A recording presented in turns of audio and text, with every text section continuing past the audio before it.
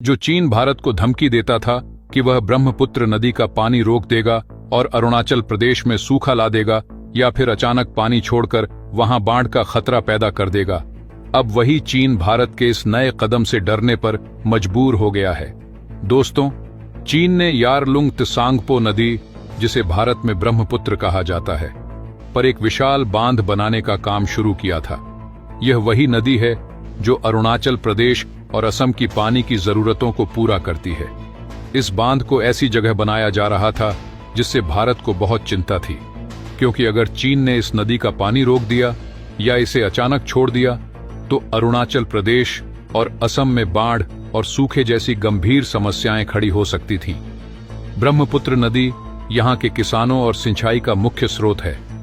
चीन इस नदी के जरिए भारत पर दबाव बनाने की कोशिश कर रहा था ताकि भारत को राजनैतिक और आर्थिक रूप से कमजोर किया जा सके। लेकिन दोस्तों, अब वक्त बदल गया है। भारत ने ऐसा कदम उठाया है जिससे चीन की चाल उलटी पड़ गई है। अब चीन भारत को नहीं बल्कि खुद भारत से डरने पर मजबूर है। भारत ने अपनी कूटनीति और तकनीकी ताकत के दम पर चीन की योजना को नाकाम कर दिया है। चीन ने अपने बांध परियोजना में जो भी अरबों रुपए खर्च किए थे वह अब लगभग बेकार साबित हो गए हैं। चीन अब अपने बांध का उपयोग सिर्फ अपने देश के लिए कर सकता है, लेकिन भारत के अरुणाचल प्रदेश और असम को कोई नुकसान नहीं पहुंचा सकता। यह भारत की एक बड़ी रणनीतिक जीत है। दोस्तों, यह भारत का नया कदम कितना कारगर और चीन के लिए कितना डरावना है, इसे आज हम इस वीडियो में समझेंगे। लेकिन वीडियो में आगे जाने से पहले अगर आपको भी भारतीय होने पे गर्व होता है तो वीडियो को लाइक करके कमेंट बॉक्स में जय हिंद जरूर लिखें, क्योंकि जय हिंद कहना हम सब के लिए गर्व की बात है। दोस्तों, भारत ने एक ऐतिहासिक कदम उठाते हुए अरुणाचल प्रदेश के लोअर दिबांग घाटी में एक विशाल बांध बनाने की मंजूरी दे दी है। यह बांध चीन की सीमा के करीब ब्रह्मपुत्र नदी की एक सहायक नदी पर बनाया जाएगा और इसका नाम दिबांग मल्टीपर्पज प्रोजेक्ट रखा गया है। यह प्रोजेक्ट अब तक का सबसे बड़ा हाइड्रो पावर प्रोजेक्ट माना जा रहा है। भारत सरकार का कहना है कि इस प्रोजेक्ट से न केवल इस क्षेत्र की ऊर्जा जरूरतों को पूरा किया जाएगा, बल्कि इससे राजनीतिक दृष्टि से भी कई फायदे होंगे। इस प्रोजेक्ट की कुल लागत लगभग 319 बिलियन रुपए है और इसे पूरा होने में 9 साल का समय लगेगा। इस परियोजना की क्षमता 2800 मेगावाट होगी और इसके पूरा होने के बाद यह 11,122 मिलियन यूनिट बिजली का उत्पादन करेगा, जिससे अरुणाचल प्रदेश और असम की बिजली की जरूरतों को पूरा किया जा सकेगा। यह प्रोजेक्ट खासकर मानसून के समय ब्रह्मपुत्र नदी में आने वाली बाढ़ को नियंत्रित करने में मदद करेगा। असम और अरुणाचल प्रदेश में बाढ़ एक सामान्य समस्या है और इस प्रोजेक्ट के बाद इस खतरे को काफी हद तक कम किया जा सकेगा।